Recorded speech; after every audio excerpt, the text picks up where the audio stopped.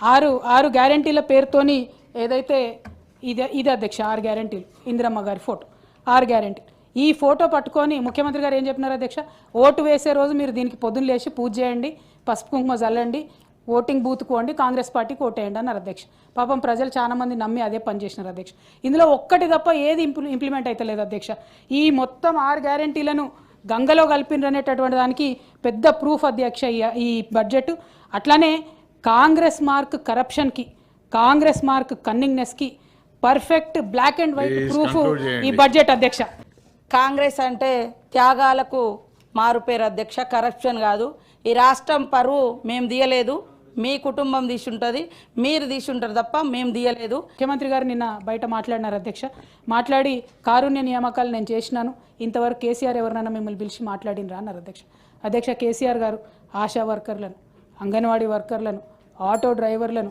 కార్మిక రంగంలో అనేక మందిని సింగరేణి కార్మికుల్ని హోమ్ గార్డ్స్ని ఈ రాష్ట్రంలో అనాథ పిల్లలు ఉంటే అధ్యక్ష అంతకుముందు వాళ్ళు ఎవరో చెప్పుకోలేని పరిస్థితి ఉండే వాళ్ళను 10వ తరగతి అయితే బయటికి దోసే వాళ్ళు అనాథ శరణాలయాల నుంచి కానీ వాళ్ళని చిల్డ్రన్ ఆఫ్ స్టేట్ కింద గుర్తించి వాళ్ళు 12th చదివినా ఇంజనీరింగ్ దాకా చదివినా ఎక్కడి దాకా చదివినా చదివించి సపరేట్ ఆధార్ కార్డు ఇచ్చి బీసీఏ కింద రిజర్వేషన్లు ఇచ్చి ఆ పిల్లలకు ఉద్యోగాలు వచ్చే వరకు ప్రభుత్వం బాధ్యత తీసుకుంది అధ్యక్ష మానవత్వంలో కేసీఆర్తో రేవంత్ రెడ్డి గారికి పోటీ అయింది అధ్యక్ష ముఖ్యమంత్రి గారు చాలా చెప్పుకునే ప్రయత్నం చేసినారు అధ్యక్ష కానీ ఇది చాలా అన్యాయం అధ్యక్ష అట్లానే అధ్యక్ష ఒకటే మాట అధ్యక్ష ఓవరాల్గా అధ్యక్ష గవర్నమెంట్ బడ్జెట్ అంటే floor house leader government leader ముఖ్యమంత్రి గారి మీదనే ఫోకస్ ఉంటుంది అధ్యక్ష వారు అంతకుముందు ఏం చెప్పినారు అధ్యక్ష కేసీఆర్ గారు ఎన్నడూ కూడా ప్రజల్ని కలుస్తలేను నేను రోజు కలుస్తా అని చెప్పారు అధ్యక్ష డిసెంబర్ 7, 2003లో వీళ్ళు అధికారంలోకి వస్తే అధ్యక్ష డిసెంబర్ 8, 2003 ఒకటే ఒక రోజు రేవంత్ రెడ్డి గారు ప్రజావానికి పోయినారు అధ్యక్ష ఇంతవరకు ప్రజావానికి పోలేదు అసలు అంటే ఏంది అధ్యక్ష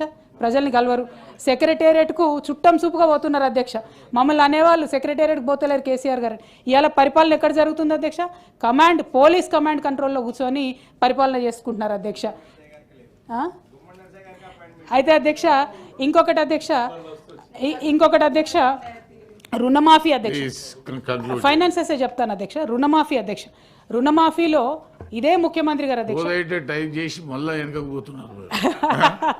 ఆల్మోస్ట్ క్లోజ్ అయిపోతుంది సార్ రుణమాఫీ అధ్యక్ష 39,000 కోట్లతోని రుణమాఫీ చేస్తామని మొదలు చెప్పినారు అధ్యక్ష తర్వాత 31,000 కోట్లు అని చెప్పి క్యాబినెట్ మీటింగ్ తర్వాత బయటకు వచ్చి చీఫ్ మినిస్టర్ గారే ప్రెస్లో చెప్పినారు అధ్యక్ష ఫైనల్లీ ఈ బడ్జెట్లో ఏం చెప్పారు అధ్యక్ష 20,616 కోట్లు రుణమాఫీ చేసినాం ఇక మళ్ళీ నెక్స్ట్ బడ్జెట్లో పెట్టమని చెప్పేసినారు అధ్యక్ష అంటే డైరెక్ట్గా సగం మందికే రుణం మాఫీ చేసినారని బడ్జెట్ ద్వారా ఈ ప్రభుత్వం ఒప్పుకున్నందుకు వారికి నేను కంగ్రాచులేషన్స్ చెప్తా ఉన్నాను అధ్యక్ష అట్లనే అధ్యక్ష అప్పుల విషయంలో ఇప్పటివరకు నేను చెప్పినాను అధ్యక్ష మీకు ఫార్వర్డ్ చేస్తాను వీళ్ళు చెప్పినటువంటి అబద్ధాలు బయటపడ్డాయి అదేవిధంగా నేషనల్ మీడియాలో మీరు చేసినటువంటి నయవంచన పైసలతో సహా ఇదే బడ్జెట్లో అయిపోయింది అధ్యక్ష ఇదే బడ్జెట్లో బయటపడింది అధ్యక్ష అదేవిధంగా ఇరిగేషన్ ప్రాజెక్ట్స్లో వీరి యొక్క అవినీతిని మిస్మేనేజ్మెంట్ని ఉదాహరణతో సహా నేను చెప్పినాను అధ్యక్ష సింగరేణిలో వీళ్ళు ఎట్లా దోపిడీ చేస్తున్నారు ఆ సంస్థను ఎట్లా నిర్వీర్యం చేస్తున్నామో చెప్పినాం అధ్యక్ష అట్లానే ఈ మెగా కంపెనీకి ఈ నీళ్ళ నమ్ముకునేటటువంటి ప్రాజెక్ట్ ఏదైతే ఉందో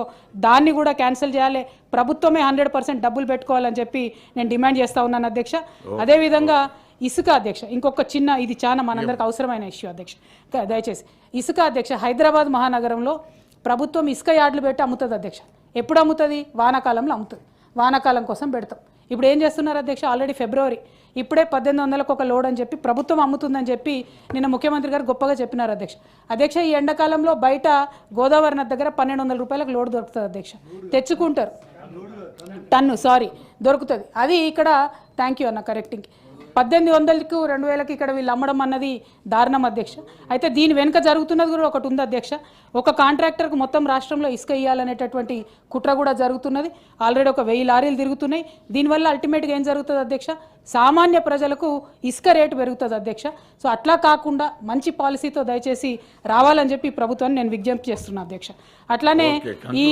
ఈ అయిపోయింది అధ్యక్ష ఇట్లా వీళ్ళు ఏదైతే నీతి సూత్రాలు వర్క్ ఎథిక్స్ మాకు చెప్పినారో అధ్యక్ష అవేవి కూడా పాటించట్లేదు అన్నటువంటిది క్లారిటీగా అర్థమవుతుంది అధ్యక్ష ఇక మేమేమన్నా గట్టిగా అడిగినాం అనుకోండి అధ్యక్ష, మా యువకులకు ఇస్తా అన్నది ఏమైంది అంటే యువ వికాసం పేరుతోని కాంగ్రెస్ కార్యకర్తలకు 6,000 కోట్ల రూపాయలు ఇస్తామని మొన్న బహిరంగంగా ముఖ్యమంత్రి గారు ప్రకటించారు అధ్యక్ష. సంతోషం అధ్యక్ష, మా ప్రజలకు ఇవ్వకున్నా సరే, మీ గెలుపు కోసం కష్టపడ్డ కాంగ్రెస్ కార్యకర్తలకు ఇచ్చుకున్నా సరే మీరు ఇచ్చుకోండి 6,000 కోట్లు. యువ వికాసం అంటే కాంగ్రెస్ వాళ్ళే అంటే మేము దాన్ని కూడా ప్రజలకు తెలియజేస్తాం అధ్యక్ష. అట్లనే అధ్యక్ష, ఇక చివరిగా ఆరు గ్యారంటీల పేరుతోని ఏదైతే ఇది అధ్యక్ష 6 గ్యారంటీలు, ఇందిరమ్మ గారి ఫోటో 6 గ్యారంటీలు. ఈ ఫోటో పట్టుకొని ముఖ్యమంత్రి గారు ఏం చెప్పినారు అధ్యక్ష, ఓటు వేసే రోజు మీరు దీనికి పొద్దున్న లేచి పూజ చేయండి, పసుపు కుంకుమ చల్లండి, ఓటింగ్ బూత్కు వండి కాంగ్రెస్ పార్టీకి ఓటేయండి అన్నారు అధ్యక్ష.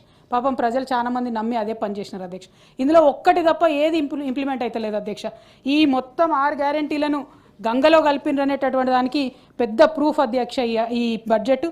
అట్లానే కాంగ్రెస్ మార్క్ కరప్షన్కి, కాంగ్రెస్ మార్క్ కన్నింగ్నెస్కి perfect black and white proof ఈ బడ్జెట్ అధ్యక్ష. Thank you.